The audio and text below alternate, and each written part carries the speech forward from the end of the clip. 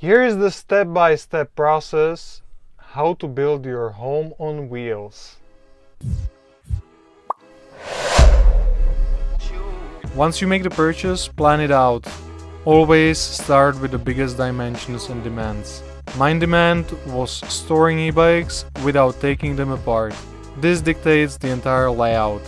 Bed would be pretty high, so I need to figure out e-bike's position so it can be as low as possible. Because we planned to live inside full time, we needed enough space in the main living area to move around each other without getting crazy. In the following step, you should strip the van off. Take everything out that doesn't have to be in there. In our case, it was everything: the divider, seats, all panels and covers. Do all the mechanical fixing at the very beginning. This is important before you process any further. You want to have fully functional and trustworthy vehicle, so make sure it is. For some people it might be just oil change, for somebody else timing belt, tires. This is just too individual. After the car is sound and safe, make sure you can use it. For this you should have a seat in there. Swivel mechanisms are essential for us. The mechanism is pretty expensive and I was not willing to pay over $300 for each of them. I found some cars that have swivels by default and found those second-hand seats online. The only thing to make were bases for those seats to be fitted. Fun project to do and opportunity to practice welding for me. Next are windows or roof windows. Let's do all the main things right at the beginning. Decide where you want them and cut holes for them. Next I made a simple wooden frame to even up the thickness of the entire roof. The window climbs together like a sandwich, and for proper fit it needs solid support. But just make sure the top part of a roof window or side windows is properly sealed. For that you need some good glue that is pretty resilient towards weather conditions. This I believe is skippable for most people. It's a paint job. First of all, I did some body kit to fill some imperfections. Second, I ran around the car with fine sandpaper and sand down some loose parts of the paint and rust. Third, I washed and degreased the entire surface of the car. I know what I'm about to do is nothing conventional, but hey, my project, my rules. I decided to just roll the paint on our van. Why? It's the cheapest possible way and I believe at this point fastest.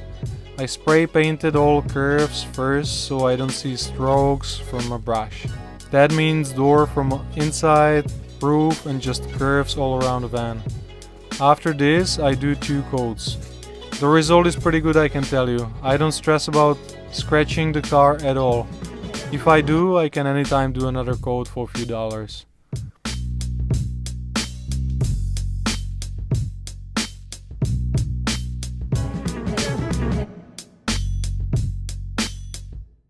There is plenty of pre-made campervan water tanks that you should use. I personally would never do water tank inside of a car if there is an option to have them underneath. The reason is of course space saving.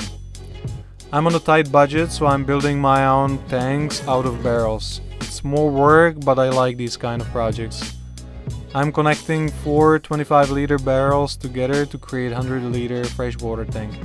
Another 2 together to make 50-liter grey water. These barrels fit perfectly under the car and I welded supporting frame for it with a board. This way tanks are covered, protected and pushed hard against the car from the bottom.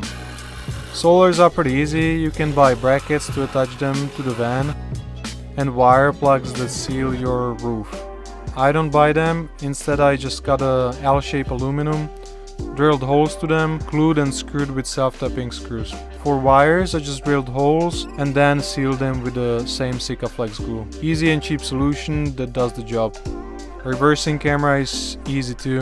This one was just cheap from eBay and I read in comments it leaks after heavy rains. No problem, I siliconed it all around and instantly it's waterproof. In the following steps you can do wires or insulation, whatever you prefer. I decided to do wires. You should have all the wires in protective hoses so you don't cut through them somewhere by accident. I learned this later, so please avoid it. Plan it like I did with a marker, that's a good way. This made it easier to work with. Plan your lights and switches, reversing camera, inverter, water pump, fan and everything else you are adding. I also added extension cable drum from the bottom of our van because it's very convenient to just pull the cable out. Make sure you have plenty of USBs everywhere. Cool extra trick for urban camping, I also made car charging reduction for charging stations. This way I can plug the entire car and use the power inside, charge e-bikes, etc. Cool thing to have is also a car charger, so whenever you are plugged in, it charges your deep cycle batteries too. Next is the insulation. There is many ways how to insulate camper van. This topic is broad that you should research it on your own. I chose to do silver double layer 18mm and Miralon. In this case, it's important to cover everything with panels and leave some air gaps in there. I sprayed contact glue on both surfaces, car and insulation, and then just put it on like a sticker. My friend Richie is helping me out. I measured, he cut shapes, and this entire phase took us only a few hours. Easy peasy. Finally, we moved to some more interesting parts. Again, many ways how to do floors. The way I do it is lifting and evening the floor up and using the same insulation there. For the board itself, it's good to use lightened plywood. It's pretty pricey, so I just used offcuts that were lying around my workshop. On the top I contact glued vinyl for commercial use. This one is more resistant and difficult to scratch. Roof panel I measured and cut out of 3mm MDF. I made sure all my cutouts will fit and marked the holes for lights too. Here on the video I'm using thick black fabric I had spare at the workshop to make the final result softer and thicker. Second layer is fabric I use for panels to have unified style. Next I made few stands out of chipboard. These curves copy the internal roof shape, and I also stapled stripes of fabric not to damage new ceiling fabric. Installing this panel was pretty easy with all of this. I used the same PU Mammoth glue and pushed the panel hard against the roof. The following morning glue was cured and ready to move on. Next part to do are panels. Cover all the insulation up. Some people do wood and cover the entire van completely. This is a good way how to insulate vans even more, and many choose the specific interior look. I like modern look, and panels are the way for me. First I contact glued my fabric to all of the structure parts of the vehicle that will be seen, like underneath the overhead units. Some places I cut MDF stripes and glue them with Mammoth day earlier to have solid base for the fabric. One panel above the back door requires a bit more because it's complicated shape.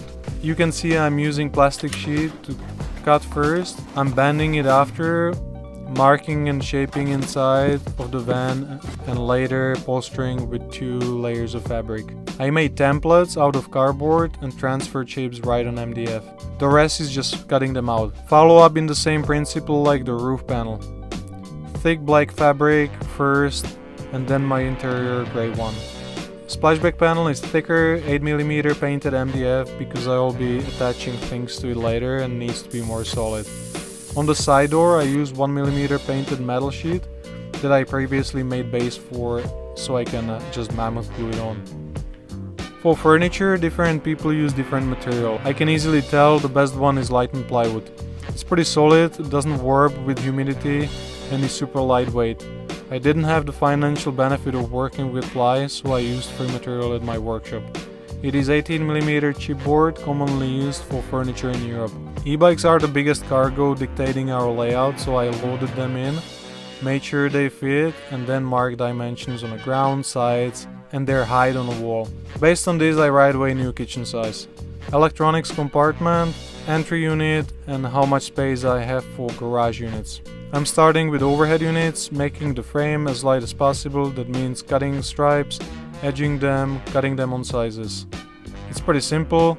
For the back I used 3mm plastic sheet I had at my workshop because it bends very easily. Before I staple it on the unit, I contact glue black fabric on the facing side. To attach units to the car is one-man job, as you can see by using self-tapping screws to the structural parts of the car. So on these photos you can see first stage of a kitchen, planning how it should go, sink, gas stove. Here I have the kitchen on a bench, working on it, making sure everything fits. Yep, here we have the first test of the projector setup that up to date makes me very happy. It was one of my friend's idea and I absolutely loved it. Very cheap 720p projector that runs on 12 volts and costs just a bit over $100. Here you can see the swivel mechanism for the table extension. Here we have the main layout, main living area. This is the first stage. Here is the groove for the screen projector, and here we have the projector screen fitted.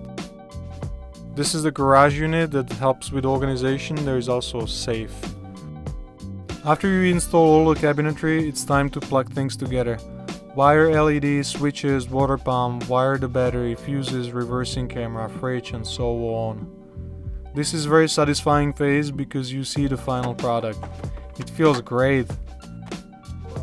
In our case, we are finishing the bed at this point because we don't need easy access to the back anymore. It means welding the frame and installing lifting support, making it ready for linear actuators that will be lifting the bed up. This last part is so much fun. It's adding things and features to your fully functional portable living space on a go. As you use the van, you realize more behavior patterns, and with a pinch of critical thinking, you realize how to make it better. We added so much from the day one, like chopping board, spice rack, paper towel holder, laptop holder, extra USBs, temperature station, mirror, code hooks. It's so much fun to make it more livable, enjoyable, and more personalized space.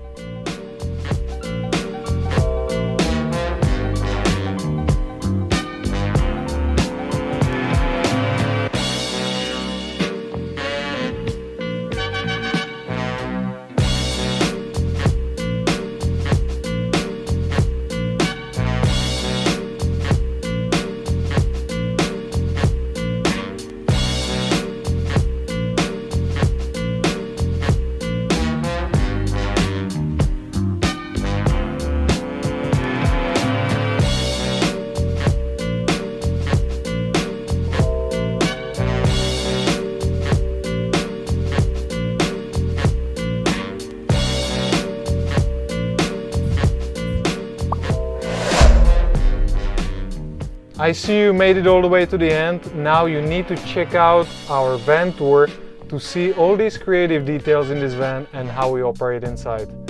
If you want to see how we travel and where we are right now, check out Margaret's Instagram at Curly Hair Camping and mine at Panorama Man. See you in another video.